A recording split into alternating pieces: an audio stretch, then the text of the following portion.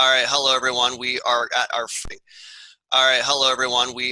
our first meetup here with our book Typology group, and we have 15 people, which is exciting. And so, like a typical meetup in person, typically people introduce themselves with their names, and in this case, we can add our type or what we think we are, or we can say I don't fucking know, and that works too. And so, myself, I am Matthew, and I am an ENTP.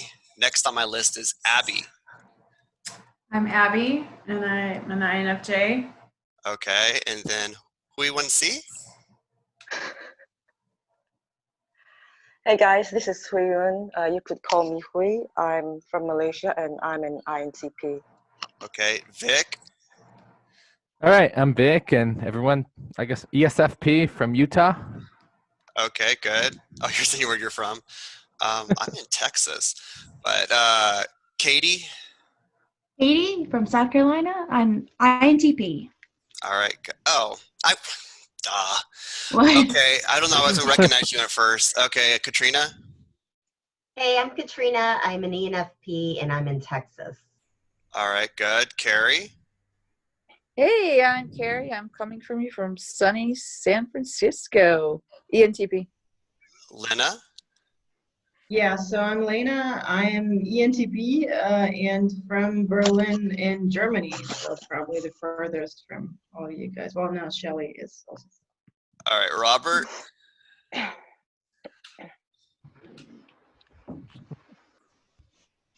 Robert, I we don't cannot think hear your sound's you. on. Your microphone's broke. Oh. INTJs are never team players. Anyways, Jay, Maybe are you you need to unmute are you staying it, muted? Robert. Can you hear me? Yeah. Okay, cool. I just got an aircon going that's right behind me, so I don't want to destroy the audio. I'm Jay. I'm in Australia, but I've got an English accent originally from there. Probably an ENFJ, but I'm not going to mother anyone. I'm going to let you guys just do your thing and just sort of sit back and just sort of find it quite amusing. Okay, well, I love ENFJs mothering me while I play video games. It's really fun. Anyways, Jennifer. I'm Jennifer. I'm an ENTP. I'm from Texas. Okay, then and Shelly. Katrina. Oh, sorry.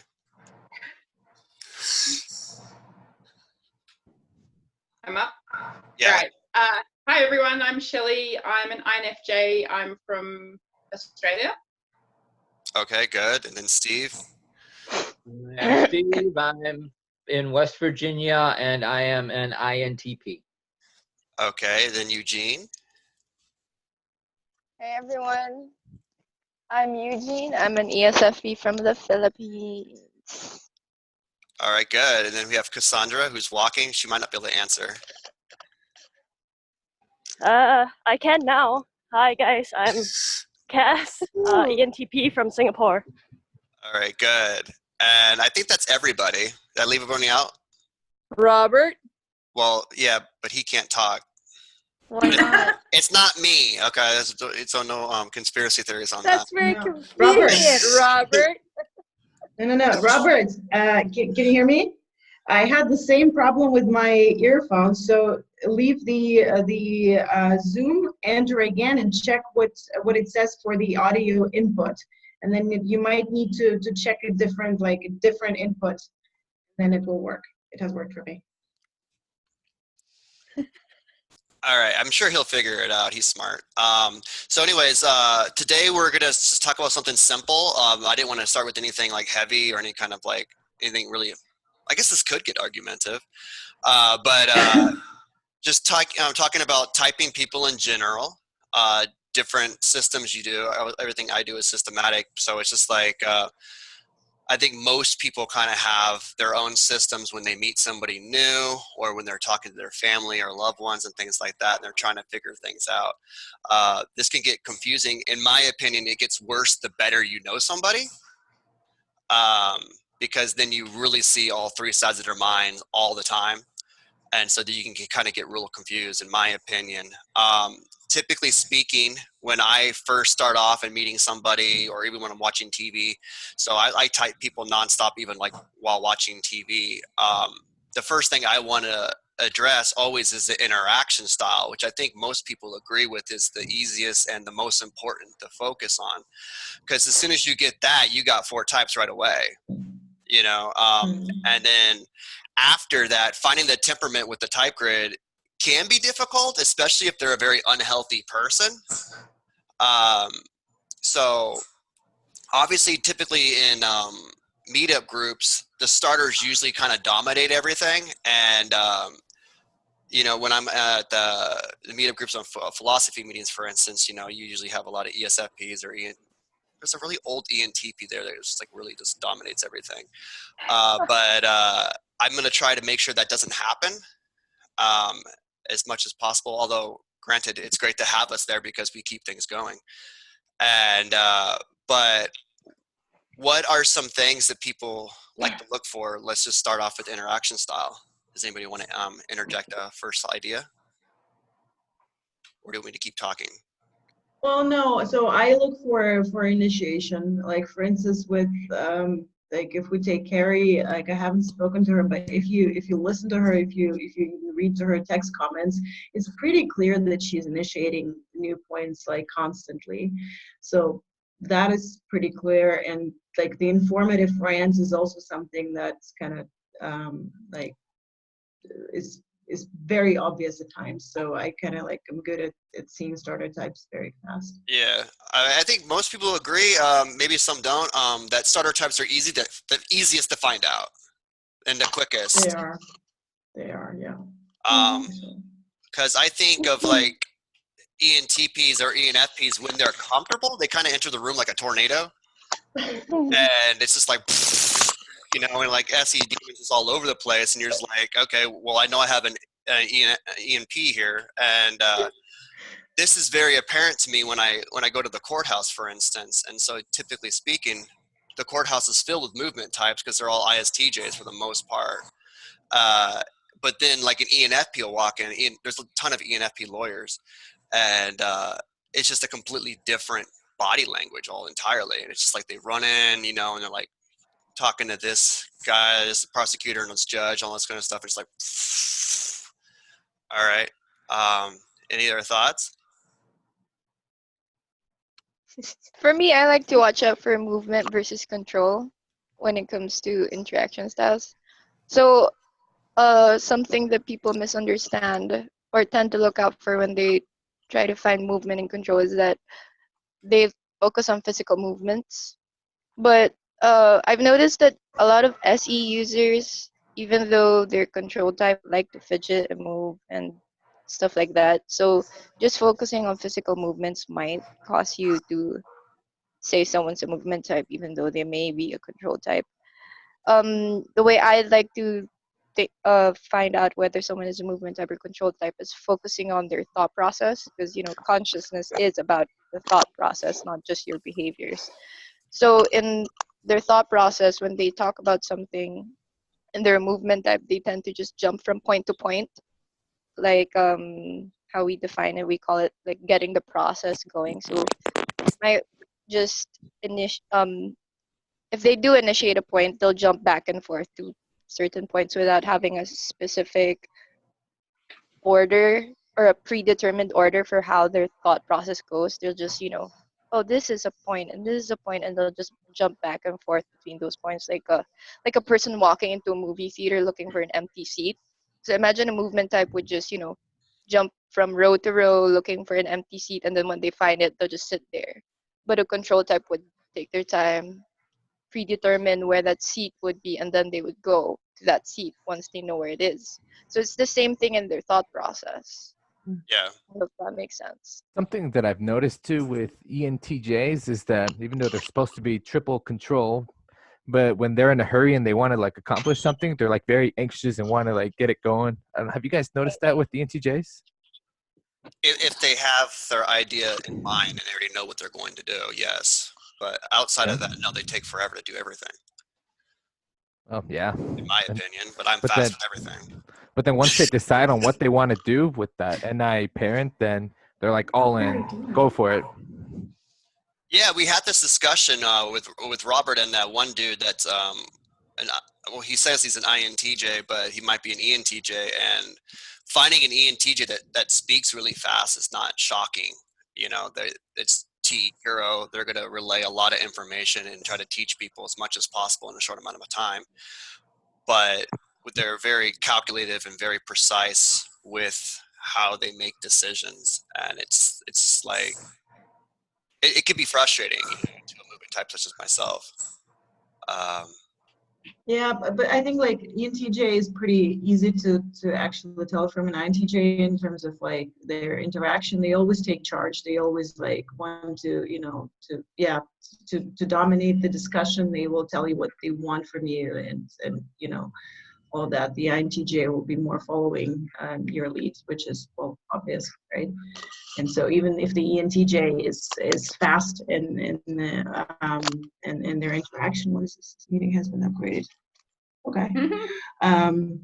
So if the ENTJ is fast, they will still be initiating like crazy. So yeah.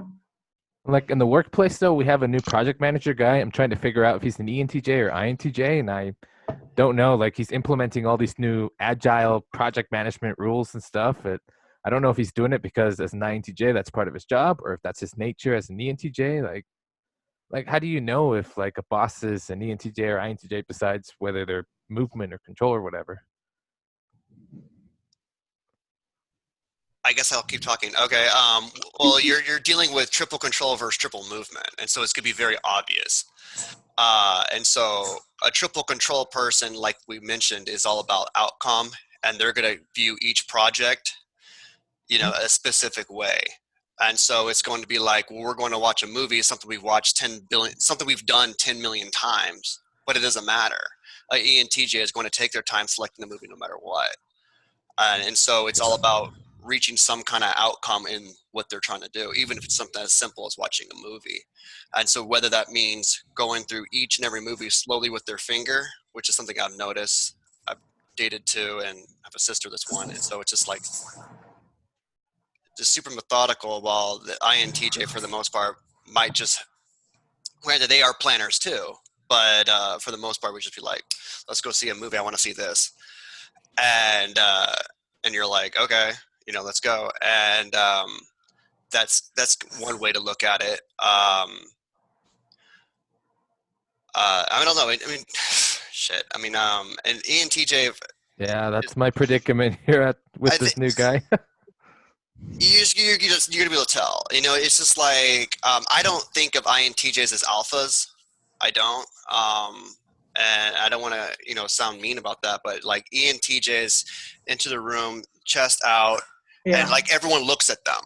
You know, and it's just like it's instant. Yeah. They go in the room and just like everyone's like, okay, please instruct us what to do. And it's really weird to watch. You're all my peasants 100%. here. Yeah. Okay. It's like they don't do it on purpose either. It just automatically happens. And yeah, exactly. you know, so when like my ENTJ boyfriend goes to the meetups and it's like he speaks and everyone's like, shh. I'm just like, are you guys like under some kind of spell? What the hell's going on? And that's kind of how it feels when you're observing it from the outside. I'm gonna lean more so towards. for instance, like that was pretty difficult to say for one guy who was very like alpha wise. You know, it was difficult for me to say whether he was an ESTP or an ENTJ, because the ESTPs are the alphas of the sensors, the ENTJs are the alphas of the intuitives, kind of, right? What they say. And so like, but back then I figured out, but yeah, I think that is super spot on for Matthew. Exactly like this kind of, they just, you know, you feel the power. Very kind of like powerful personalities generally. Yeah, and you also look for a FE demon, you know, in a lot of different things. It's like FE trickster. I mean, you might go interject with me on this. FE trickster tries to be nice, but isn't. While FE demon doesn't try. Okay, and it's just like, no, this is how I feel, this is what I'm going to say to you, you know, and it's just like, okay, fine, be blunt, you know, that's fine with me. And so you see ESTJs, we can add them into the equation too. And they're always pissing people off, those two types. And I think INTJs, even though it's a trickster function, I think do a little better at it, not pissing people off for the most part. Granted, Robert's always in trouble, but that's just one way to look at it. And so, yeah, when you're thinking, trying to find a dick, for instance, DIC, you can see that air of entering into a room, and I personally like typing based on personal interaction, observing things too. Interview typing, I think, is useful, and I'm not saying it's completely inaccurate, but there's obviously some inconsistencies in it. What are some things that people see when you want to find somebody who's responding direct in movement? I think that's the hardest one to find. Oh, they're quiet. Well, yeah, but background's more quiet than they are. True. I guess they just get right to the point and just say what they need to say, is what I've noticed. Because like with background types, you get them talking and they'll just talk forever and talk your ears out. But I don't know. All right, someone want to say something? It was me. He was describing me as a background type exactly. I barely talk at all in a conversation, but if the conversation is centered around something I'm very comfortable with or knowledgeable about, I will talk everyone's ear off. Yeah, I 100% agree. That's how. I mean, ISFJs are probably the worst at that because they're triple informative, and so I literally was just on a conversation with my ENTJ sister. She was bitching about our mother, and she's like, well, why is she doing this? Why is she doing this? Why is she doing this? I'm like, because she has TE trickster, and she just wants to hear your thoughts, but she's not really going to process it. She already has her mind made up. So it's just like, and so that's kind of how that works out. But yeah, backgrounds I think are easier to. They're one of the easier. I think you can go starter and then background for second easiest in my opinion, just because informative just stands out like a sore thumb. I'm raising my hand. Can I say Oh, okay, something? Eugene, go ahead. Teacher Matthew. So on the point that Vic was saying, and then you guys are kind of supporting his point about background types being informative, and then they just start talking your face off when you get them on a roll. I find that ISTJs and INTJs, even though they're finisher types, tend to also do this because they have T parent. So when they find that you're actually interested in what they want to teach you or what you want to learn, they can get on a roll too. So how do you distinguish between those two then? Movement. Movement, because there's no pausing. Movement and movement and direct. guys, this is my INFJ wife, Mila.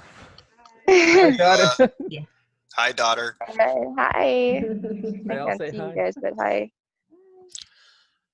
Yeah. So anyway, if they do get on a roll, they might, you might get blown away by all the stuff they're saying and say, oh, you're saying a lot of stuff. You might be informative, which is, we discussed about this a lot in our Facebook group. So I guess when someone gets on a roll like that and they're responding, you have to pay attention more to whether they're being direct or informative. So Yeah, I 100% agree with that. And so, like you mentioned, it's about the connectivity of it. And so they're still going to be direct and things like that. And so even though they're responding, I can notice that they're wanting to say something, but they're waiting for you to initiate with them. That's kind of what I've always noticed with the finishers. It's kind of like they're sitting on the edge of their seat.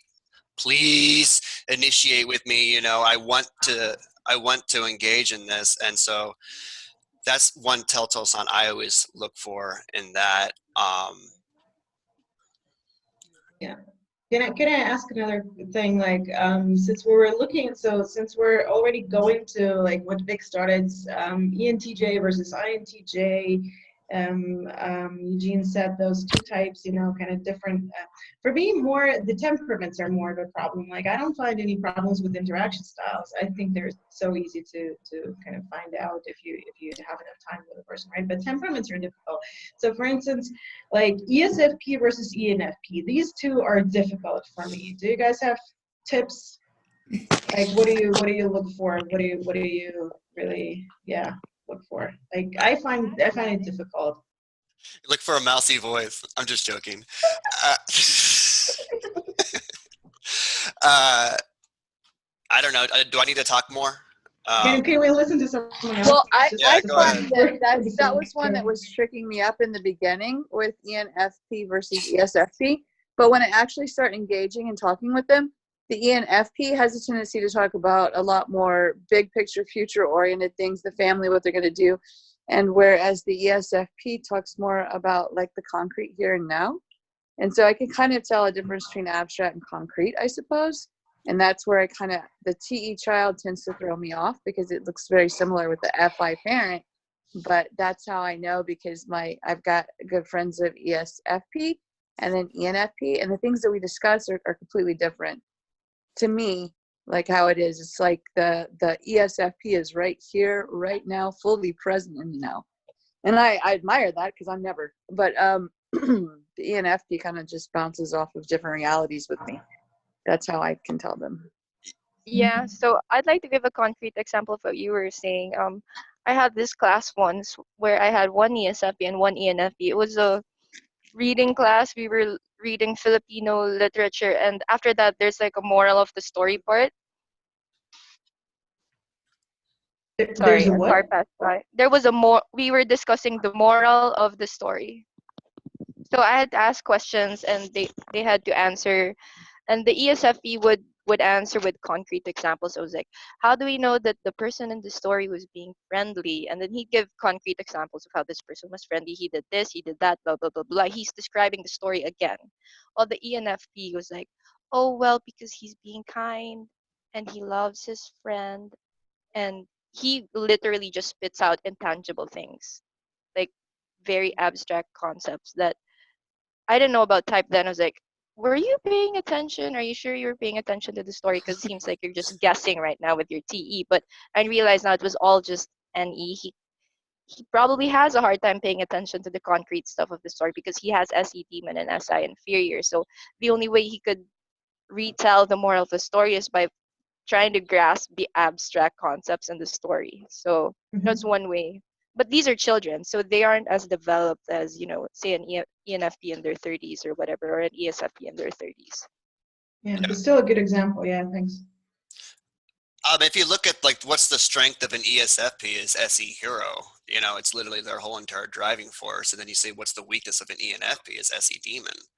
You're talking polar opposites on abilities. And like when we were dealing with Vic, for instance, I'm gonna throw you right under the bus, but on Facebook, you don't really have any reason to question anything he says, and it says whatever, ENFP, ESFP, you don't really think that way. But as soon as you hear somebody talking, I think ESFPs are the easiest to type because they're the only SE user of the starter.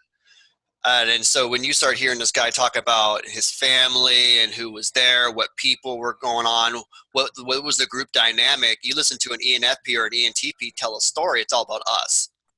It's just like, I was doing this happened to me. Whoever else was there is irrelevant in our mind. That's not important because you're asking me a question. And so the only reason we would bring that up is if we thought it was actually something useful to tell in the story. But for the most part, 90% of the time, it's not. And so when we're dealing with like typing somebody who was, am I an ENFP or an ESFP, you listen to the SE.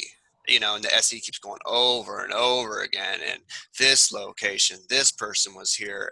These people felt this way. This was going on. And well, you listen to an ENP, it's I.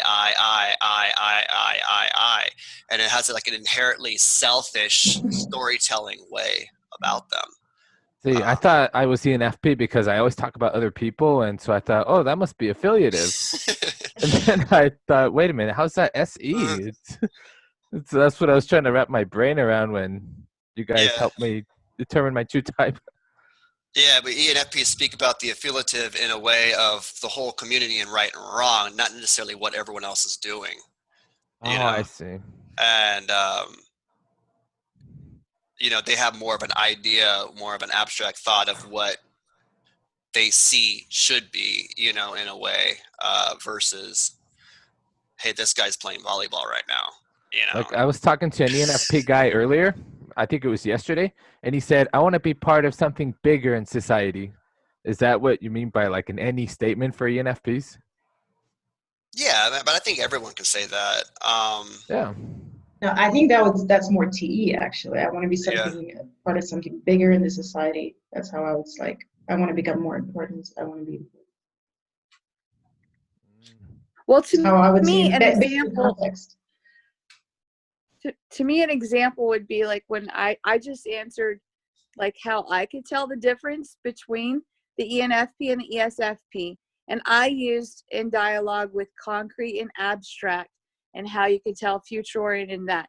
Well, when Eugene answered that, her example was very concrete. She brought it home to talking to two different children. One's an ENFP and one's an ESFP. That was very easy to visualize concrete wise. And it makes it very here and now. Whereas the way I was describing it is still pretty abstract. See, I Does have that a make hard time sense? determining like abstract and concrete because anybody can talk concrete, even an abstract person. But then like the Right. moment you hear an abstract statement, it's like, wow, this person is more abstract, and but can't assume that oh, this person is concrete because I haven't heard any abstract statements out of that. That's why I've had a hard time typing the abstract versus concrete, even from myself. Yeah, it's all about consistency about what if or what is. You know, even with older people that are in my philosophy meetups, for instance, a large majority of them are ISFPs or ISFJs for that matter, because the concrete types typically get into those kind of subjects later on in life. And, you know, when they're aspiring around 40 plus, and do they say abstract things? Sure. But it's about one time a night, you know, versus me that's having a hard time putting anything together in some kind of understandable form. Because, you know, when you think about any hero with an ENFP, most of what they say isn't easy to put into English language, or at least most of what they're thinking. Katrina, would you agree? I'm going to put you on the spot. I have a hard time explaining myself a lot. Yeah. Like, I don't know if it's just because of being married to my dual, but I'll like think, I'll try to say something to him, and I don't know, he just like doesn't get it. Maybe that's kind of like everybody though. They just, I don't know. I don't necessarily. It's like with me, for instance, with any hero, it's just kind of like what I'm thinking in my mind is not really what I'm saying, and trying to put two and two together is really, really difficult. Which is a good sign of abstract thought. You know, that one INTP dude, I think it's like Love Who or whatever, was talking about NI hero of the INFJ, and he did a really good job at squashing, you know, all the fake INFJs that think that life is great. You know, most of what the INFJ wants to get across, even with NI hero, is hard to do. Would you agree, NI heroes? Yes. You know, and so if you think of other types that, you know, don't have, especially, I mean, I think the parent function, I think INTPs and ENTJs fare a lot easier than we do with the hero function, because they seem to be more precise with what they say and what they're trying to do with it, and so sometimes it'd be really hard. And so with typing, when you're talking about temperament, which temperament do you guys think is the easiest? Can I wait, Oh, go ahead. can I also ask Abby and Jennifer for your thoughts on SE versus any hero, because you've been doing some typing recently of some people, right? So what are your thoughts on that? So to me, the way I can tell the differences, so like for example, if an ESFP is telling a story from the past, they will, it's not, so I'm trying to, we actually just typed this ENFP a few weeks ago, and the difference I noticed was she was able to draw a conclusion from these events that happened, and like a guess. It seemed like a personal guess. So, well, she must have done that, and I assume it was because blah blah blah or whatever. Whereas an ESFP, it's kind of like what Eugene was saying. They just tell the story as it is, as it happened. I don't know if that makes any sense or not, but ENFPs definitely, they are able to draw conclusions from things that didn't happen, but it's like a guess. Does that make sense? Yeah. They filter it through their perception a little bit instead of telling objectively. Jennifer, you were very quiet. Could you repeat that? Oh, I heard some noise, so I stopped talking. Can y'all hear me okay now? Yeah. A little bit. You might have to yell.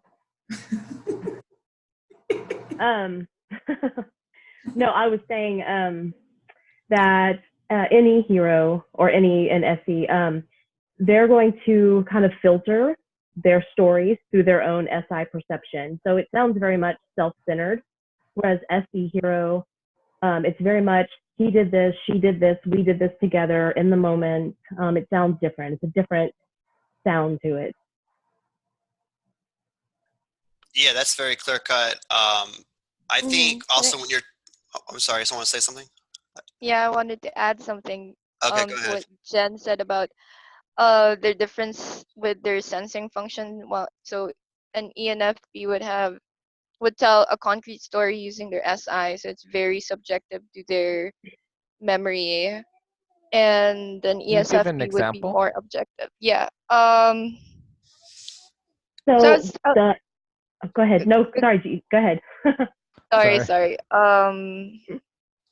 So I was thinking the problem is when we're in these groups or like in philosophy meetups is that the focus is more on the defining functions, the judging functions. So you could definitely confuse ENFP with ENFP because it's more focused on the TE. But then like Abby was saying, NE would kind of start guessing what the implications of what's happening, while an SE user would focus on this is what the definitions are. They're focusing on what is reality, while an NE hero would be like, well, this is reality, so this what it must imply in the future, or this is what it might mean. So they're trying to grasp more into the abstract part of it. So that's one way to distinguish between the two, especially if you're in groups like this where it's all about definitions. How do we identify this? Blah blah blah blah blah. You could see that an NE hero would focus more on the implications of what is, while SE hero would just focus on what is the definition. Can I interject too? Can I say something? Yes? Then I'm done. Why are you asking? Okay. Yeah. Okay. I didn't know if Eugene was finished. I didn't want to interrupt. So Vic, to give you kind of an example, when I hear an SE hero, ESFP tell a story, they'll say, yeah, so from my childhood, I did this, and my dad said this, and then my mom did this, and we all did this, and this was what happened. And it's very much like a bird's eye view of what happened, like they're narrating from above. With an SI person, you'll say, yeah, I remember sitting on my grandpa's lap and the smell of his cologne, and then I heard the birds, and it made me feel really sad, and all about their stuff. So it's very different sounding. It's true. Yeah. Okay. I'm done. Yeah, I also want to just say something real quick about any hero will add to the story. They'll embellish it, and with possible reasons why people did what they did. And they'll do this not thinking, it just automatically comes out, and so you're just like, wait, what? I said inferences. They infer a lot of things. Yeah. And so, she did this because she was upset because this happened and it had nothing to do with the story whatsoever. And you add that in really quick, and then the SI will bring you back to the main subject eventually, but you'll go and then come back, tell the story, la la la la la la, this, come back, tell the story, and it's just kind of like a huge informative mess. Clusterfuck. And so it's like and so there's that. Can I ask another question, and like on that topic of SE versus NE, because it's probably just because I don't have SE, I kind of like have trouble understanding it at times.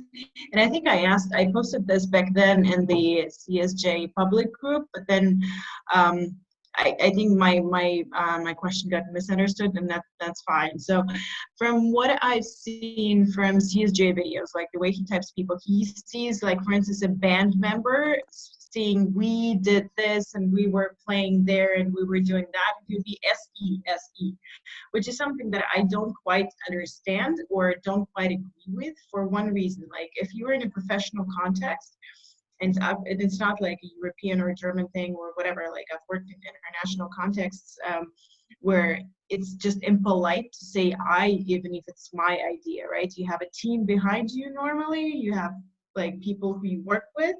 And so if someone asks you something, you'd be like, this is what we are thinking, this is what we are planning, we've done this, we've done that. And so if you would be interviewing me in a professional context, I would always be like, we. And so that would be incorrect to say like, oh, SE. Do you guys know what I mean? So yeah. That's why I'm just kind of like questioning the way that those conclusions that I've seen him make. And like we meaning like people using we meaning SE, like a high SE, which like to me is incorrect. So that was kind of like something that I was puzzled about. Yeah, like interested to hear your thoughts. Yeah, I think that's really misleading to just for people who watch it to assume that when someone uses the pronoun we, it's literally SE.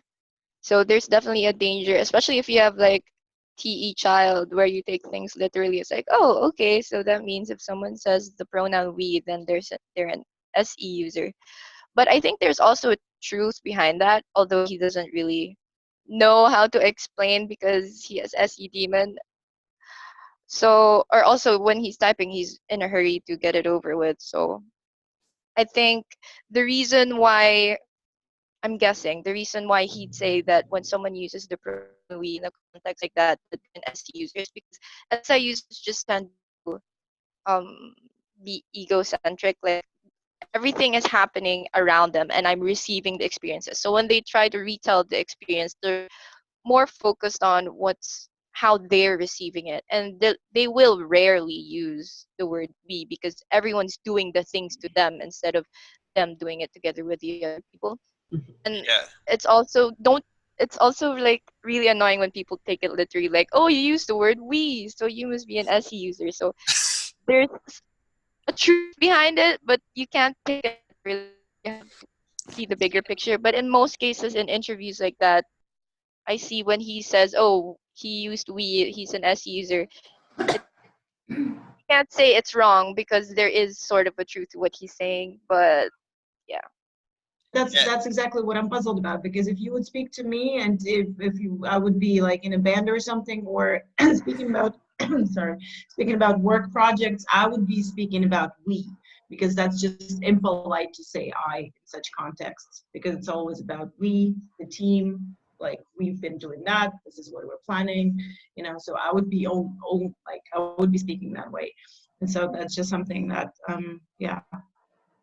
If I might add, coming from an ENTP standpoint on that, with the word we, or what you were mentioning in your culture to make sure to sound polite in that sense, obviously FE child would be very aware of what's ethically correct. And so if I was in that circumstance, yes, I would include that right away to get that out of the way so I don't look like a selfish asshole. But then later on, you know, the storytelling will continue around me being the center of attention and all experiences happening around me, you know, because what is happening to those people is irrelevant. That's a whole another distraction. And so life is already confusing enough for me. And so you really got to keep it focused on yourself when you're talking about sensation. I So, guess that's like, I was going to say, the reason why the word we has been chosen to represent SE is probably, you know, because it represents more than just the word. It's not like we're just listening to someone to say we. We're actually, you know, what is it behind why someone does that? Yeah, so you're listening for more than just the word, I guess. yeah, because Context. we can also That mean makes TE sense. too, you know, because it's a Right. collective. And we have to remember that behaviors, especially when they're professional, are also an accumulation of nurture. And all of these things, we or anything else included, is going to be, excuse me, general principles. It's not 100% accurate every single time. You have to take context, like Shelley said, into account.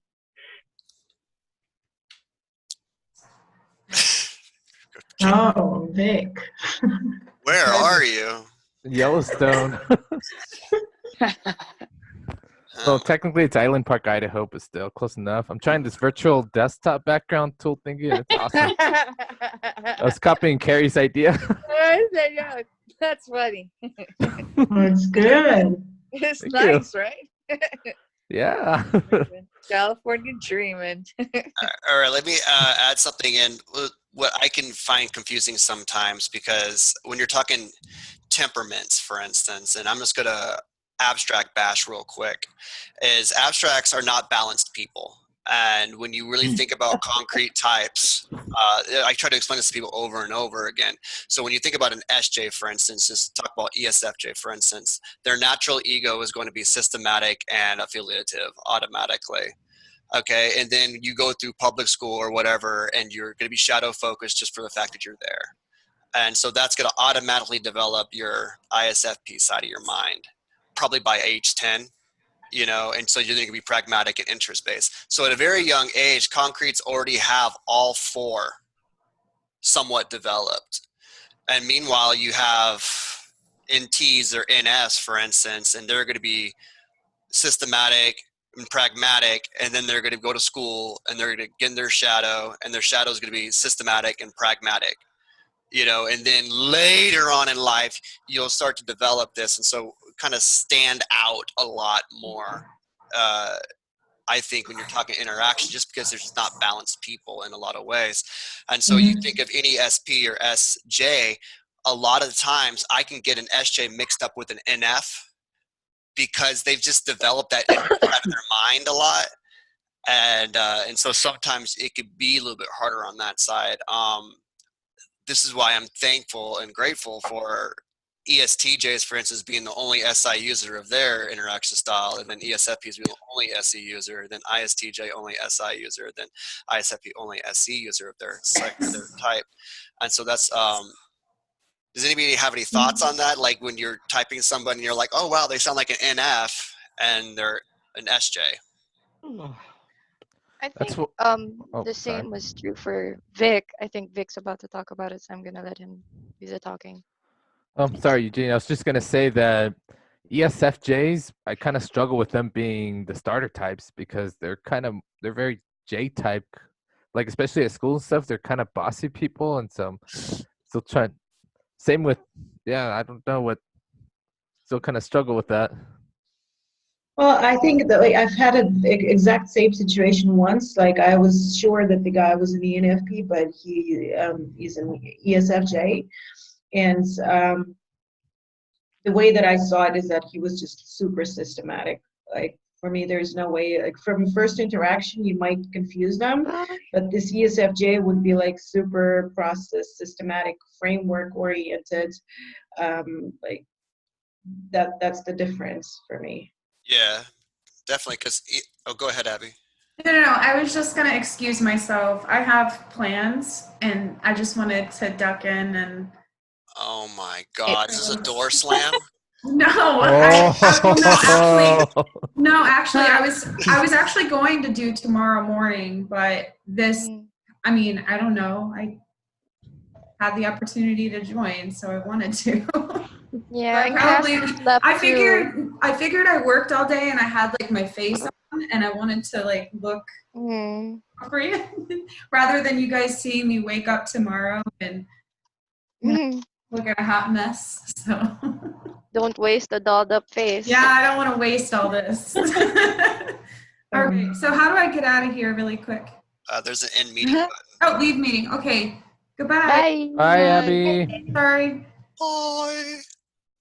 Okay, so I wanted to say something about what Matthew was abstracting and give the concrete to that abstract idea about how certain types tend to be confused with like how an SJ might look like an SF because they've developed an NF because they've developed a different side of their mind due to nurture. And I remember Vic was saying something like this, or this was something we came across when we were typing Vic, because you know he used to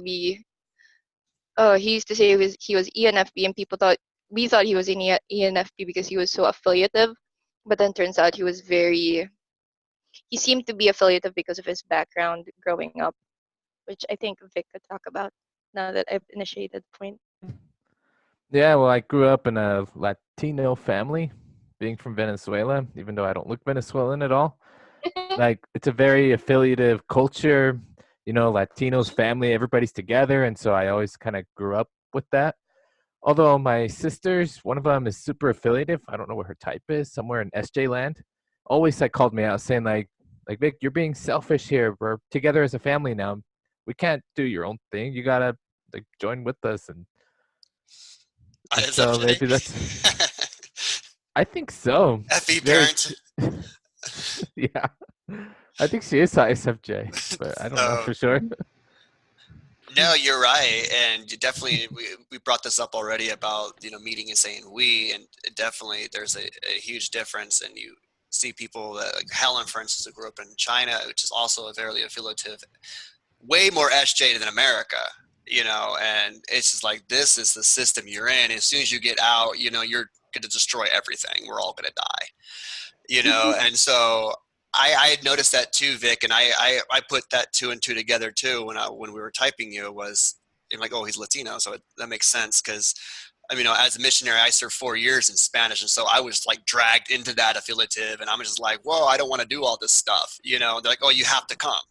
Yeah. I have to come. To me, it's just like, what do you mean I have to come? I went to the last one. They're like, well, we're doing it again. And so it was definitely a learning curve for me, and even somebody who's triple pragmatic like Helen, who's an INTJ, she had to learn just to survive, even though she has no affiliative nature whatsoever.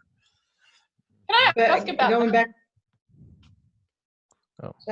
Shelley? Yeah. I want to ask about that because my boyfriend's ESTP, and he's Filipino, and it seems to be that family is just like his whole world, and so he can. I mean, I know he's got FE child, but he can just seem so affiliative sometimes. Hi. I'm Filipino. I'd like to say something about that. So, the way Asian cultures work is, especially Filipinos, they're very SP. So, yeah, because we're SP, everything is like a collective thing. One thing we like to say a lot is all for one, one for all. We have this culture, it's called bayanihan. It's in history where people would make their houses that aren't stuck to the ground. So if they have to migrate, everyone would carry each other's houses together as a village. But it's like the idea of all for one, one for all. So you're your own individual, you have your home, you have the rights to your home, but when things get rough, we're gonna carry each other on each other's backs, something like that. So it's very collective, but then it's still also pragmatic. Like, you do your own thing as long as you don't jeopardize the village or the community, and as long as you do your part, we're okay with it, and you still got our backs. It's kind of like that. So we value being around each other and sharing experiences with each other, because we are very SP. So I guess in your family get together, Shelly, I'm sure there's like a lot of eating and a lot of laughing and a lot Yeah. of trying to entertain each other. Yeah, yeah. And a lot Yeah, of but like then it helping each also other out, you know. They send a lot of stuff back home and all that kind of thing, you know. Yeah, we call those balikbayan boxes, where if someone goes abroad, Yeah, they I bring know. a whole box of I'm stuff back familiar. here. Yeah, so it might come off as very affiliative, but it's actually also very pragmatic. Pragmatic. Yeah. So Okay. there's a lot of, it's something I also notice in in other Asian cultures. So it's very affiliative, but some of them can also value pragmatism along with it. So it's quite confusing. So in Asian countries, even though someone is pragmatic, you could still confuse them as being affiliative because just how they were raised culturally. Yeah. Thanks. Vic, was your question originally like how to tell an SJ from an NF? Yeah, because ESFJs, for whatever reason, doesn't Yeah, seem okay. starter type to me. They seem kind of more direct initiating control, but Really? Okay. No, so I'm gonna follow Eugene's example and give you an example because I think like I realized that I kind of abstracted that when I kind of tried to explain it, right? So I'm gonna give you an example. So this, you're in the tech industry, right? Or something like IT related because you were speaking about agile or whatever, right? Question mark? Are I you was involved in saying, IT? are you like doing something tech related or like yeah, startup I'm a related? design engineer for a startup company. Nice. All right. So our CTO at the company, like I was pretty sure, like I can tell starter types pretty fast. Like the interaction style is very clear to me. Like they're just like very informative. Yes, taking charge for sure, but still very informative. Very like, yeah, a lot of words, ranting at times. Like you can never shut them up, basically. Right. So it was pretty clear to me, right? So that like he's a starter type, and he was very affiliative because like always doing the right thing, always making sure everybody's comfortable, and so well that is also his FE hero. But I first of all thought he was an ENFP, and then I saw the way how he manages the objectives for his team. Like he showed me, he shared his Google Sheets with me, and there was like a whole system for like these are the questions that I like put towards like the beginning of every quarter, and these are the marks that I'm giving, and then he has showed me all of the archives that he has had for the previous quarters, and this is basically how I manage the performance of my team, and you know blah blah blah. So like a very specific process with like kind of framework that he's using. I was like, oh shit, no way. Like an NF would never be doing that. They'd be like, yeah, let's speak, you know, like let's just chat. How are you doing? How are you feeling? Yeah, and this is how I feel, and that's it, right? And he had this very specific process. Yeah, that for me is just a very like a specific example from my work environment. Yeah, because ESFJs are double systematic, and they're very systematic. I was with one for 3 years. You know, every money he spent was put down in an Excel sheet. You know, and it's just like, this is what you should do. So you were looking for an SJ, look for the word should. And granted, we all say that, but it's a very consistent basis of them trying to get you to be normal, you know, and it's always that push, please, I have SI parent, this is the way it's got to be, you know, and let me teach you how this works and how you can be a better person, because our system is the best. And that system can be changed depending on what culture it is, and so you have to realize where they come from. And so when you see an ESFJ, for instance, every ESFJ I've known never knew a stranger, because FE Hero is just like, oh, I want to meet this person and I want to, you know, inform them and I want to be nice. And this is what I should do because it's polite to do this. While they feel like they're always part of society for the most part, you know, they feel like they belong. And you're talking with SE Demon of an ENFP, for instance, they do not feel like they belong. And they're trying to find a way to make the world where they do belong in a way. And so there's an awkwardness there that ESFJs just don't have. The ENFPs have awkwardness. Most definitely. Yeah, I identify with that. And so it's just you know, SE Demon's creepy and kind of weird, and you know, you're just like kind of like into them. Look at my fucking hair. You know, it's just like you know, you think you have an idea of what to do, you know, because you obviously have your judging functions that are teaching you what's right and wrong, but you usually bring it across in a way that's not palatable. And an ESFJ is not, that's not the case, because they have SE critic and they're very particular with what they do. They give you the best vegetables when they make you meals. You know, I just put food in a plate, you know, and just like, hey, here you go, eat. And well, ESFJ is like, no, my mother taught me this. I'm going to follow this process that was passed down from generations, you know, and this is special for you because this is what I should do. This is what is great. I mean, I love ESFJs for that reason. Another pampering type. Can I interrupt here? What was the question Vic asked? Was he having a hard time telling why ESFJs are informative or not control? I'm going back to the original question. Telling SJ from NF.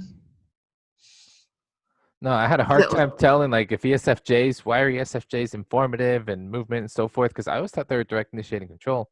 That was my right. original That's question. what I thought you asked, so I wasn't following some of it. Yeah. Realize their double background.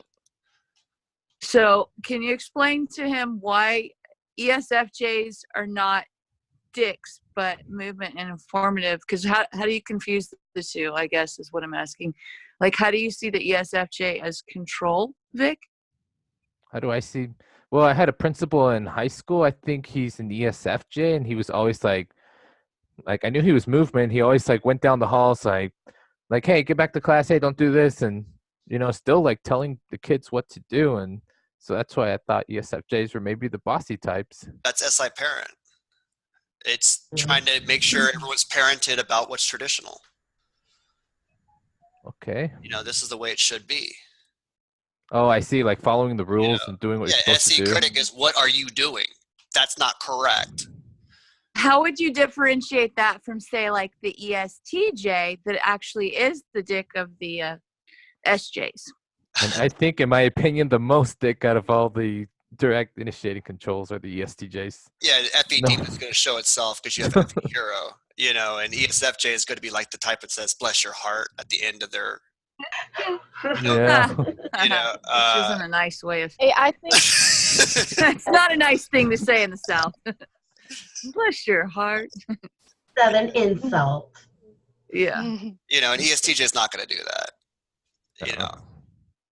Yeah, I think one way to distinguish the ESTJ versus the ESFJ is informative and the ESTJ is direct. They both can seem bossy, but an ESTJ won't care about the feeling in the situation, so they're less informative with the way they approach you. Like, go back to class, get out of here, you're late.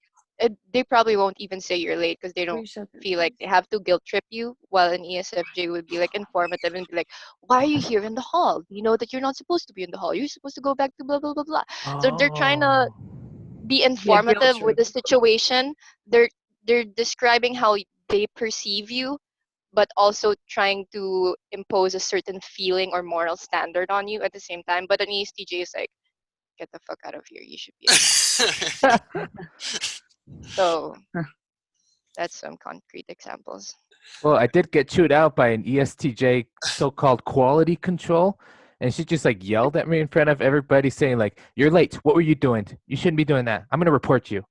And I was just really upset. You never tell an ESFP like what to do and boss them around, and I hope you ESTJs figure that out. No offense out there. But yeah, I can picture like ESFJs like being, you know, friendlier. Hey man, like, you know, this is the rules. Like, don't do that. Or is that? That's what I'm trying to understand here about the differences between those two. Is that also kind of a difference between movement and control in terms of like the ESFJ is a bit more go with the flow? They try to. They want to put on the impression that they are because of FE hero, and they want to be accepting of other people's ethics and feelings and things like that. But they're going to like passive aggressively try to get it back to that SI parent standard. Yeah. You know? And so there was a meme the other day, and I was having a conversation. I think it was the INFJ from Canada. I can't think of her name.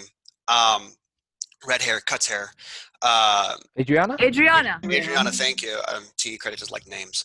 And so you know, she was bringing up the ESFJs like to follow any path, and they like to find these paths because we're talking about any child. And that's kind of true, but if I'm going to bring in, you know, anecdotal evidence for like my dealings with an ESFJ was, yeah, oh, this ENTP is really exciting. He wants to go here. He wants to do this, all this nonsense. They do want to go, but then they're going to try to make it as like home as possible, you know? And so many times they'll bring home with them to work, if that makes sense. And so it's just like, this is the way my household is ran. Everybody's happy there. So you should be too, ESFP, you know, because this system is great. Why don't you like this system? You know, and they're going to try to influence you, being really informative to get to that system and to appreciate it. And with the ESTJ, looking at it more like, I'm going to use this system, and if you don't follow it, I'm going to use the system to break you until you have no choice. And also with SI, sorry, with SI Can I add parent. something here? I would say also another reason like why the ESFJ can come across as controlling is because the FE parent does a lot of guilt trips, and that's kind of, it can feel controlling because it's part of like the alpha quadra covert contracts. Wait, you mean the ISFJs? Somewhat with the ENFJ as well. Like both of them will like to guilt trip me. And I'm like, oh, I'm not, you're going to charge for that, you know?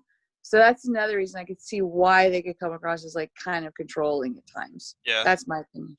We'll also picture remember the three sides of the mind, Vic, also with ESFJs. What's their shadow?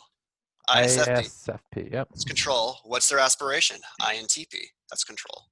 Well, that explains why they like science. Yeah, and so you meet an ESFJ 40 plus, you know, they're designing code, they're researchers, you know, they want to get into journalism. They're usually people who are really involved in like politics and things like that on Facebook, and they're just like really trying to inform people, and this is what's going on. I've been doing this research, you know, and TI inferior just like going crazy. Sounds like one of my last coworkers at my old job, an ESFJ that's always going to these political caucuses and promoting his political party and talking about politics. Yeah, it reminds me of it. Yeah, I mean, they're double systematic, they're double control. So it's interesting with them, with the ESFJs.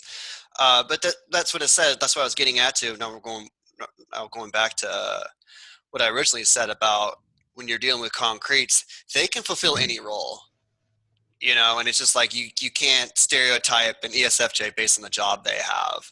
You can't stereotype an ESFP based on the job they have, because these balance types in society can kind of fulfill anything. And so, you know, you see like ESFPs, oh, that's what I hate about a lot of them, like the 16 types, like some things Frank James does, like the ISFP every single time is always, oh, let me grab my guitar and start playing it, you know? And it's just like, yeah, there are a lot of ISFPs that play the guitar. I'll admit that. We have an ISFP in the group that plays the guitar. Yeah, Chucky, you know. Hilarious. But, I mean, ISFPs, I mean, I think are really great philosophers in some ways. A lot of them are teachers. I've met plenty of ISFP farmers. You know, it's just, you know, the quiet plumber guy, you know, you don't know. And I mean, ISFPs are everywhere, and they fulfill a lot of different roles. And obviously more than just, you know, let's go start a band, bro. And so that's just what's kind of the frustrating thing about that, is you really need to, when you're typing people, especially when they're concrete, you kind of look and see what their nurture is, what their occupation is, because this can really develop that side of their mind really quickly, and they can sound like an NF, or they can sound like an NT. Yeah. So regarding ISFPs, like normally I don't have trouble typing them, but I have these friends who I'm really struggling with kind of pinpointing ISFJ versus ISFP. So what are your like maybe specific tips? Because like I know all this theory, right? So, and it's just like it's hard. She's definitely a background type and a concrete one, but like I cannot go further. Do you have any specific tips for me, guys? It comes back down to how they tell the stories, because you're talking SE parent versus SI hero. Yeah. You know, granted, SE nemesis can be very functioning in an ISFJ storytelling, especially when you're talking triple informative types, and they can just add in all these different details, concrete details though. And so ISFPs, you know, are the only SE users of the background types. And so they should stand out pretty quickly, you know, just the way they describe. Because remember, SI views themselves as the center of the universe and everything is happening around us. You know, and then you have an ISFP who's looking at the world from the outside viewpoint, and there's lots of people interacting with it. Yeah, yeah, makes sense. I see to the speak to her more. FINI axis a lot when the ISFP speaks. Like Yeah. they kind of, they're almost intuitive like or abstract. They can get into some seriously abstract conversations, whereas I don't get into more abstract With conversations with ISFJs. ISFJs. Yeah. They're both control, but they come across very differently, in my opinion. They Yeah. even So kind of dress. you have There's to also, explain like- what. Go ahead, Shelly. Sorry. I was going to say, I think there's also a bit of a different flavor between them with the FIFE. You know, like. And the TETI. Yeah. Like the ISFPs I know, they're pretty strong in what they value. Like their values are really upfront compared to an ISFJ. Yes. So I was gonna say, what in addition to what you guys were saying, the difference between ISFJ and ISFP is definitely the FI and the NI, while ISFJ optimistic functions are more SITI. So their ISFJs would be more down or more zeroed into reality compared to an ISFP. So this is why I guess they get confused as NFs or abstract types.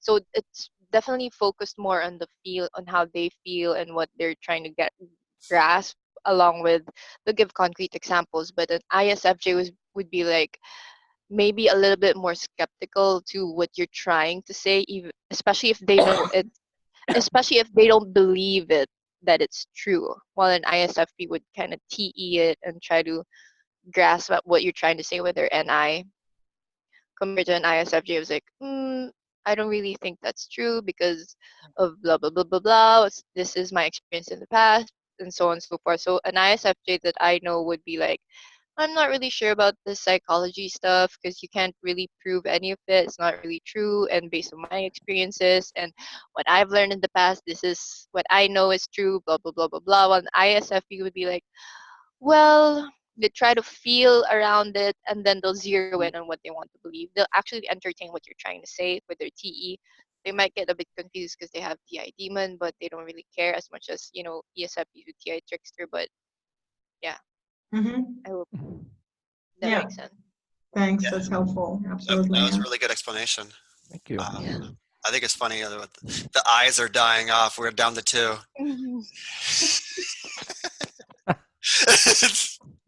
How many starter types are left in here, huh? Types. Bunch of it. 1, 2, 3, I think that's 4, like 5. almost all of us. more. Almost all of us. Yeah. Except for Oh, Katie more and than Shelly. half. Yeah, I mean, I can do this all night. It doesn't bother me, whatever. But yeah. Where's Still Katie? morning here. Yeah, Katie, talk to us. I Hi. know. What She's type a are you? bad. She must be dozing off already. It's 10:30 here. SI child's always in bed.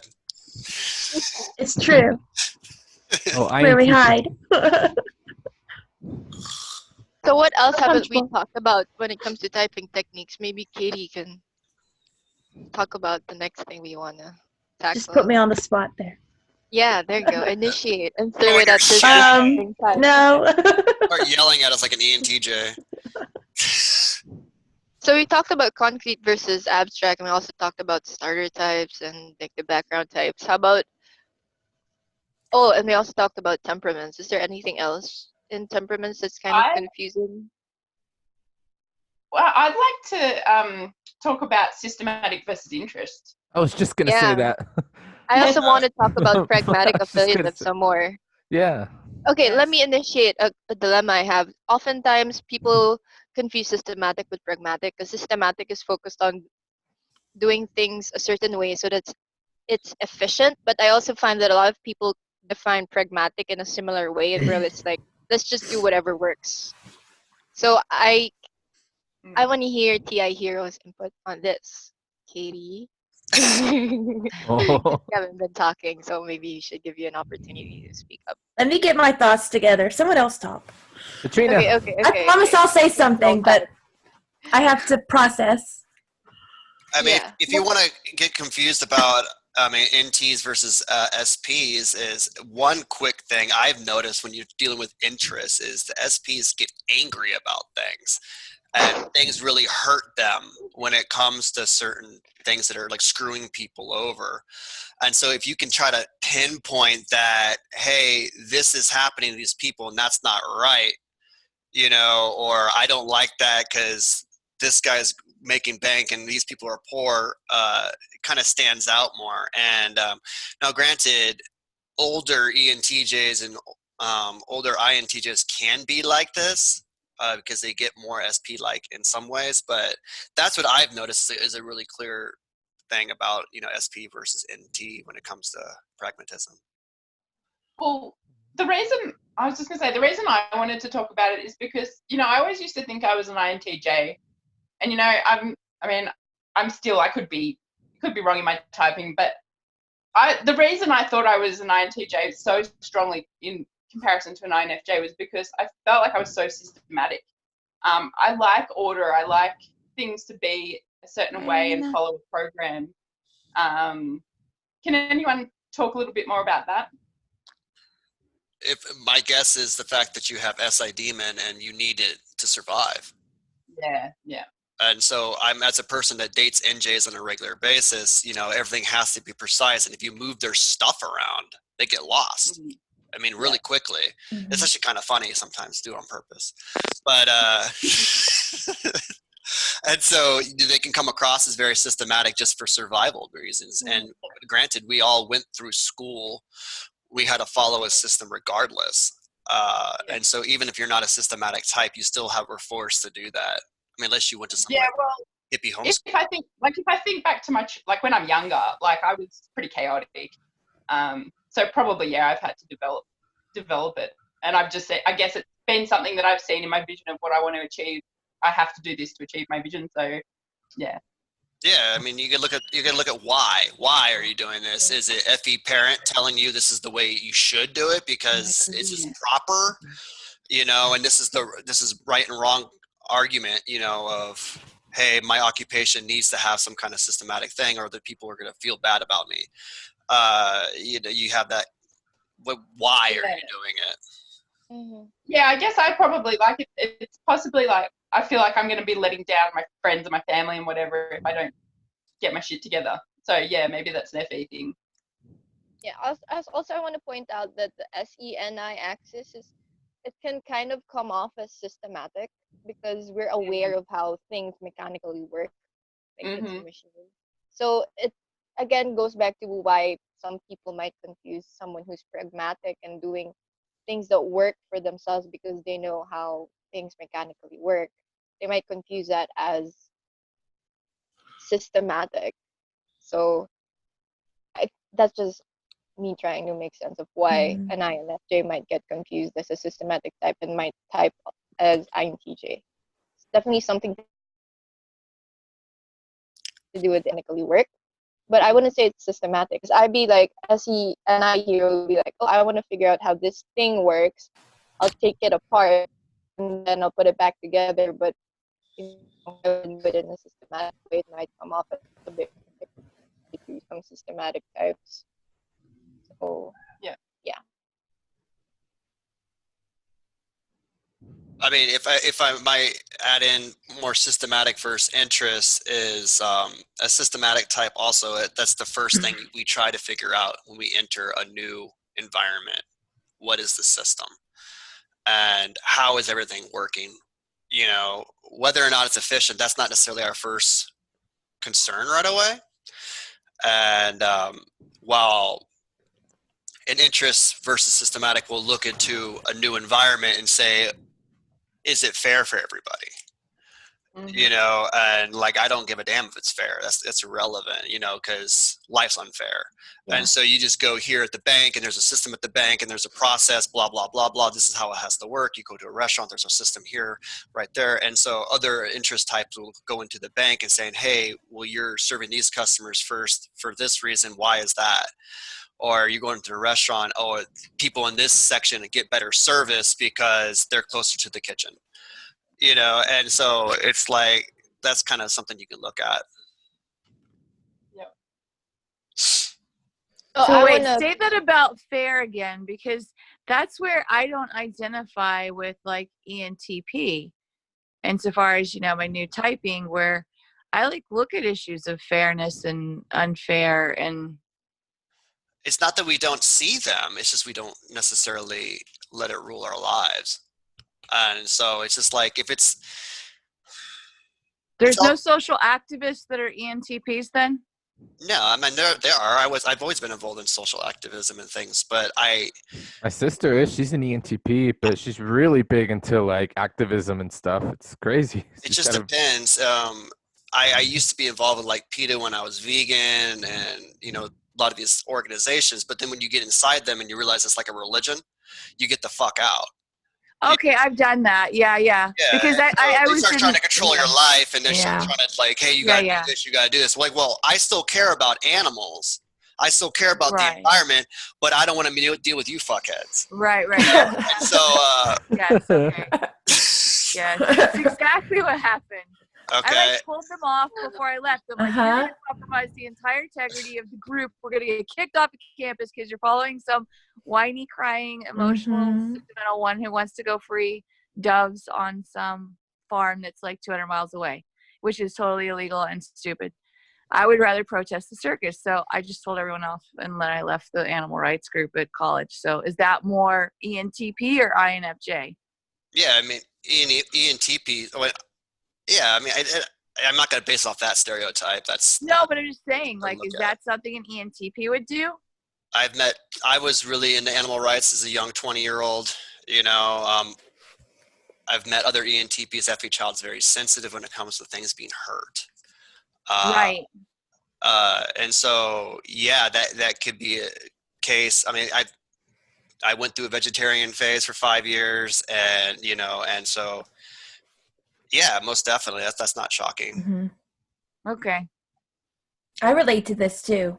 Just that one size fits all. If it becomes that, I'm out. Like, I just, Right. no. Yeah. It can help people, but as long as it's everyone can choose that they get to do it. And as soon as you start controlling, nope. Yeah, if you look at Katie or us, you know, we're talking about TI parent or TI hero, for instance, we like to deduce the information on our own and come to our own conclusion about what's true or false about it. Yeah. Yep. And so just because you don't accept the current dogma of climate change, for instance, doesn't mean you don't care about the environment. Right. But when you're talking about affiliative types, and then, sorry to say, TE types, they're trying to say, no, this is what all scientists think, and you have to think this way. And I'm like, or I don't, you know? And so that's kind of what it comes down to, because a lot of people, if we're talking about animal rights, for instance, things like that, you're gonna deal with a lot of TE child and a lot of TE inferior, you know, and they're gonna, by default, fall back on the expert analysis and things like that. And so that's where the pragmatism comes in with the INTP, ENTP of like, well, we do care, but I'm going to do this my way. Right. I think it's hilarious. My dog is barking as we're talking about animal rights activism and stuff. I'm cute. And so that's one way to look at, you know, versus interest. Versus systematic and things like that. And especially, you know, talking about ENTP, when you go into an animal rights group, you also go in there and you probably see a clusterfuck of emotions running things, you know, and you're like, this isn't even an efficient way to do it, you know. And so that's what I struggled with when I was dealing with PETA and other vegans and other things like that. And it was really just like, let's go down there so we can scream and take selfies. And yeah. and It's so not then effective. it's not useful. And so Right. I don't need to be a part of some group to know how to recycle, to limit my plastic usage, to drive less, walk to stores or whatever. I can do that on my own without joining your affiliative group. Right. And so that's kind of how that works. And at first we might jump into it full bore, like, hey, this is cool. There's a system here. Let's go join it. And then you get inside and you're like, okay, this isn't really a system. This is, screaming people. And so then you're just like, and then you're also, you don't want to be around all that FI with FE child, all that emotion is very distressing to us. It's like when I try to explain to people about like funerals, for instance, when you're a person that doesn't really have FI, like an INTP or an ENTP or ESTP or ISTP, and you're in a funeral and your emotions literally come from who you're around, it's very devastating and very draining to be at a funeral because everyone's like, you're like, and like, you're not really quite sure how you even feel about the death, and it's like, that this is the right thing to do. You're supposed to be sad. And so you might put on like airs in that sense, but then you really don't have your emotions all together anyways. And so, but these people are just throwing their emotions onto you and you're like, I could get the hell out of here. And so I've always, for the most part, tried to avoid them at all costs. I like him a family eulogy writer, though. I mean, they're all dead now, but still, it's like that was always my like role in the family is to write the eulogies and shit and deliver them. So I don't know. I guess it's a Southern thing. It doesn't bother me, but yeah, it did. The emotions bother me, like when I'm like at hospitals and stuff or hospice and that stuff where you can't change it. That bothers me, but I don't know. I guess funerals don't bother me. It's a Southern thing, but I can see what you're saying. Like, I don't like being around situations where the emotions are too heavy and it starts weighing me down. But I don't know. That's cool. That makes sense. But I just always thought I was an NF type because I've always been more social activist. I thought idealist was maybe idealist raised. ENFP mom, INFP stepdad. So where are you from, Carrie? Where am I from originally? Yeah. Here in Nashville. Oh, okay. I'm from South Carolina, so we're very close.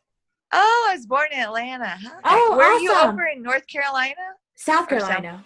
South Carolina. Awesome. My whole family lives in Georgia, though. Okay, that's cool. So I totally get where you're coming from because I thought I was INFJ for years. You did? Okay. Yeah. So there you go. Yeah. You understand. Yep, I do. I get it. But then it's just not logical after a while to do certain things that I'm like, well, this is just stupid and it's upsetting my freedom and my ability to actually reach those ideals is by the whole, I don't know what it is, but it bothered me. So yeah. You become almost like a hive here. It's like everyone has to think the same. And especially for ENTPs, INTPs, that doesn't work. No. At all. No. I liked Southern culture because I felt that, everyone kind of has their affiliative notion when they're at church or when they're in the community, but then they go their separate ways and everyone's their own island after that. Sort of. And so it's like your family does this, your family does this, your family does this. Now, granted, you can say that some extreme things, so you got to be Christian, you got to be a white Anglo-Saxon Protestant, that might help. But if you go to California, it always felt like, I grew up in California, it always felt like I was being henpecked all the time, regardless of where I went. In California? Yeah, most definitely. Well, I find that small towns, the problem with like in the South is the small towns, everybody knows your business. And there's always like this Gladys Kravitz who can't wait to tell some rumor, she's an INTP or ENTP and just doesn't really give a damn what everybody thinks. And she's a thinking person. Then oh my gosh, there's all kinds of interesting things floating I don't around. know, it never really bothered me because people always talk about me anyways, and so Yeah, I mean, it doesn't bother me. I'm like, better them talk about me than someone who's like a really weak ISFJ is going to be devastated or something. That's my view. But to me, I don't feel like they're islands into themselves at all, because it's more like Everybody it knows feels everybody. exactly. They know your mama. They know your mama's mama. Yeah.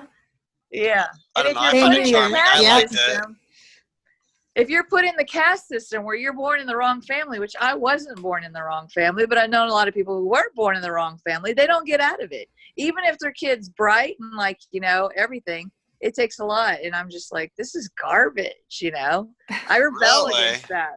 Okay, interesting. Totally. I You didn't know what I'm talking about, don't you? Uh-huh. I lived in Knoxville for 8 years and then Myrtle Beach for 2. And so that's my 10 years in the South. And I don't know. It felt like when I first went there, like I got like love bombed by the Knoxville culture and like everyone was so happy to me. Then they just scattered. Uh-huh. Then I was just some guy from out of town. And automatically weird, automatically this, but they left me alone for the most part, which I liked. Yeah. And so maybe it's because I was out of town, so Yeah. I was already categorized. You ain't from around here. I ain't from around here, and so it didn't bother me. At first, it really did bother me because I would be like, go to the grocery store and like I'm buying organic food, and the cashier's asking me questions about why I'm purchasing the stuff. In California, you don't do that. Why are you interrogating me about what I'm purchasing? It's none of your damn business. But it's just an inquisitive Southern thing to be polite.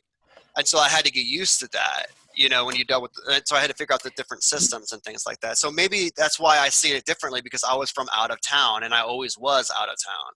And so I was always Matt from California, and so maybe they had different expectations for me versus the one who was born there. I will say, though, they're probably not just being nice. They were probably trying to get in your business. I mean, know the person, though. It doesn't matter. Okay. They want to know.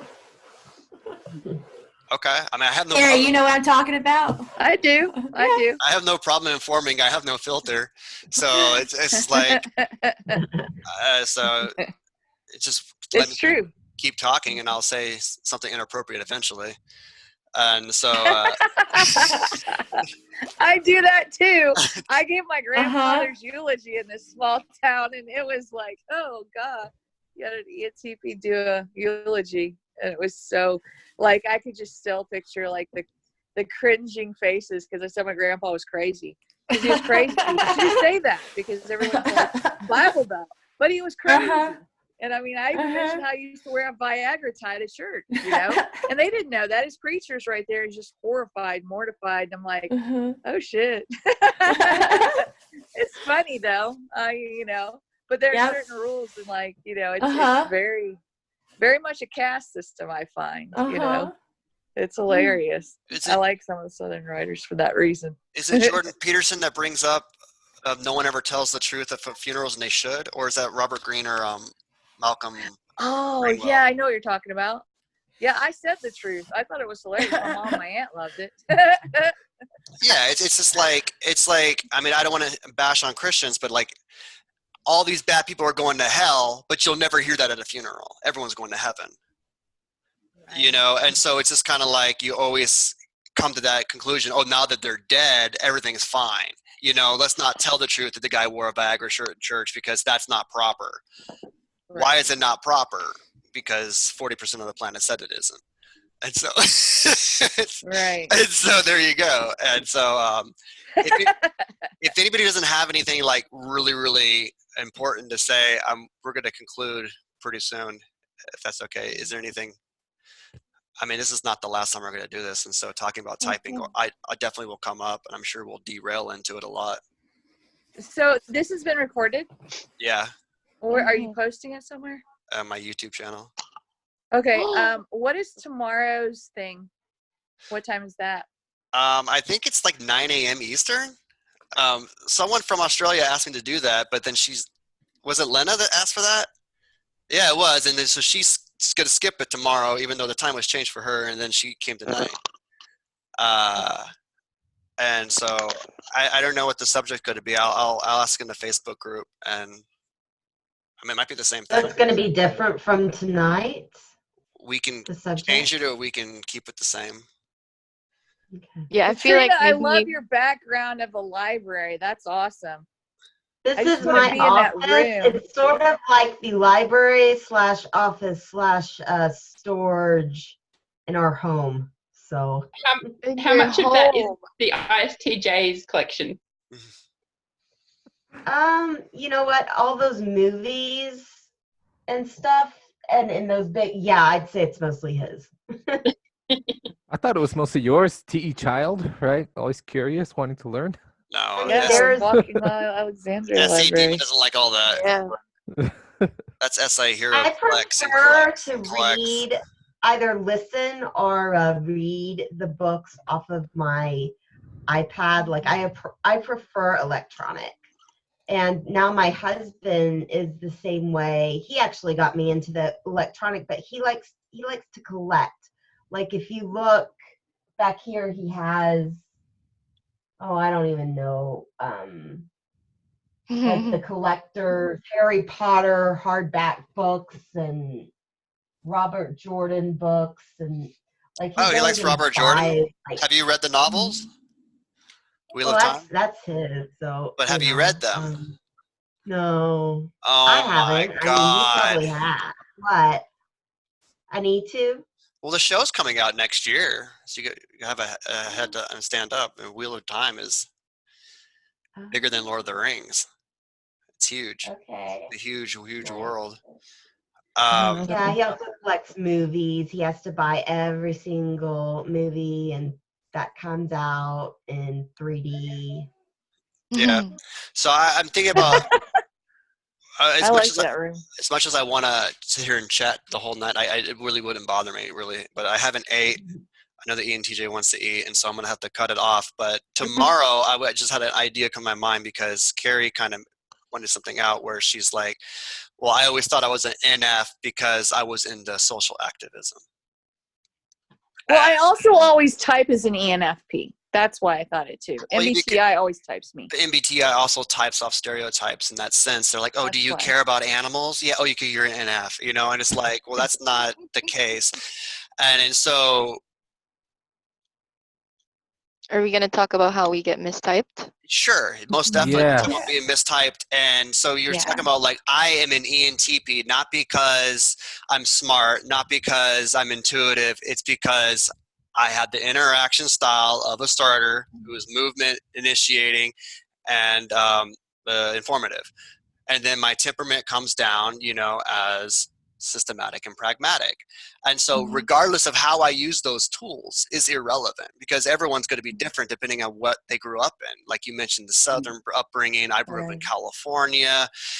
C.S. Joseph grew up in the Seattle area. He's got a really religious background. I have a very religious background. Some people grew up atheists. Some people are ISFJs that grew up with an ENFJ, INFP family, you know, father and mother, you know, and like, well, how's the ISFJ going to react? I guarantee that ISFJ is going to grow up using that ENTP side of their mind a lot, just so they can function with their parents, you know, and so that's just kind of how it is.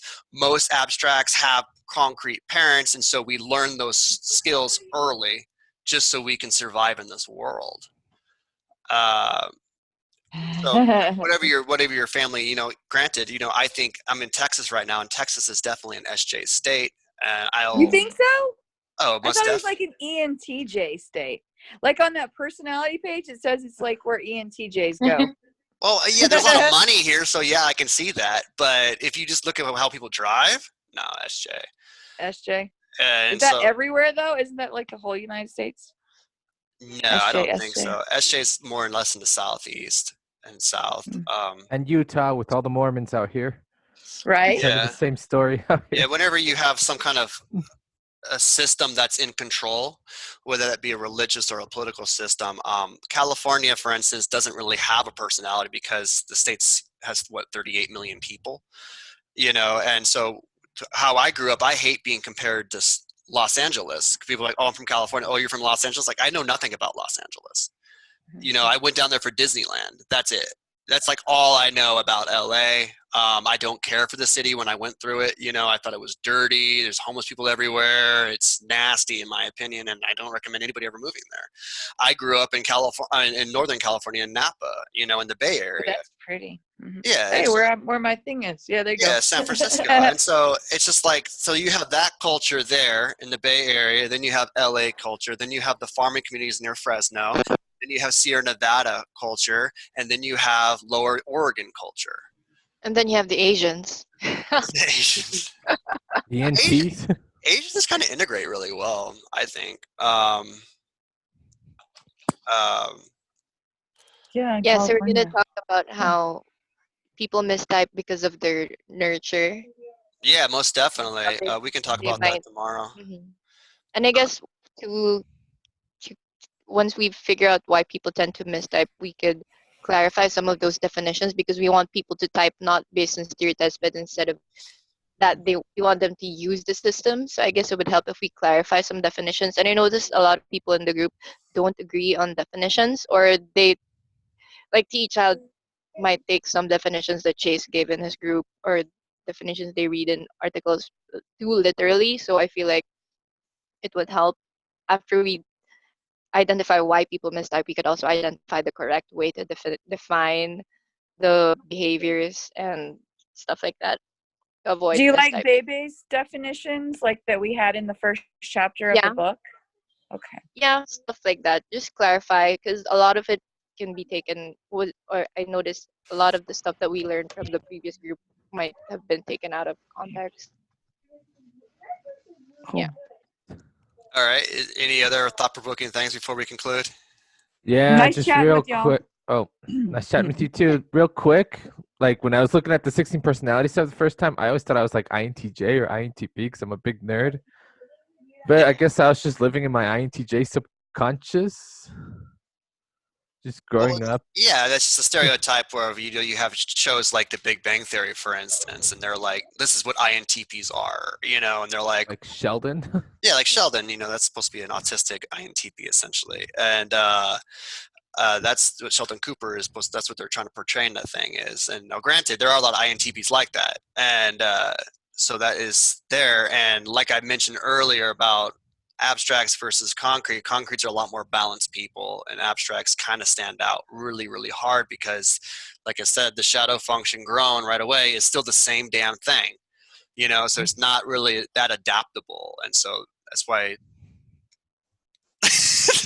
You know, life can be hard, and so it's just like you know, you're just whenever you're dealing with something that's triple anything, and you know, you're gonna kind of stand out with something about that. Oh my fucking God. All right, and so not so sure about that, but yeah, we'll catch up again tomorrow. What time tomorrow again? Let's I don't know, 9 a.m. Eastern. Does that sound fine? Put me at 7 o'clock Mountain. Ooh, I might be late, but I'll try. Okay. Well, I'm usually asleep at that time, and so I did this for her, and so I don't know. But I was doing the other time zone for people around the world, but they seem to show up anyways. And so like I think a lot of like Shelly's like half asleep right now, but what is it? Not all right. It's just like ridiculously hot here at the moment. Okay. What time is it in Australia? It's nearly 3 p.m. Yeah. 3 p.m. Wow. Over here, it's close to 9 o'clock. Yesterday to you. Yeah. It's 11 here. Yeah, I'm sure it's 10 o'clock for me. Yeah, almost 10 o'clock. Wow. I'm probably gonna go eat some Mexican food and drink margaritas. My goodness. All right, if there's nothing else to say, thank you guys for showing up. I was actually very impressed. I was expecting like 5 people, and so that's cool. I had a lot of fun. I hope it wasn't boring for other people. I like talking about this stuff, and I obviously like looking at 9 faces at once. It doesn't bother me at all. And finally my mind can do what it wants to do. And so I want to anticipate 9 things at once, you know? And so it's just like one-on-one conversations is actually more exhausting than this is. Yeah, this is so much to better. me. And I noticed like the introverts got the hell out, after about an hour Except or for whatever. me. What? Still here. We Yeah. got like 3 introverts here, 2 introverts. Yeah, too. Katie's awesome. And yeah, Shelly. Shelly's here too. Yeah. Staying strong. I'm a little bit slow to warm in big groups, but I come out after I, get comfortable. Oh, I get that's called SI inferior. Oh, That's just wow. how life Yeah. works. You enter a room and you're like, I'm like, what is and then you gotta. what is it? Brady Bunch grid chat with all these people. I mean, I've done it before, but not with y'all. So Yeah, I mean, I'm comfortable with everybody because who was I explaining this to the other day? I think it was Helen, where my interaction with the Facebook is the same as interaction in people, and the way I talk in there is how I talk in person. And to me, they're like, "Well, you need to have someone physically there." I'm like, "No, I don't, because I have SE demon." And so whether or not they're there or not is irrelevant. We could be sitting, anywhere on the rooftop. I'm still going to talk to you the same as I would if we were sitting here in the living room. And so it's just like my location and physical surroundings. Okay, whatever. Unless there's something unethical about it, then I have issues. But all right, I'm rambling again. All right, I am going to stop this. Thank you for showing up, and I will see you guys tomorrow.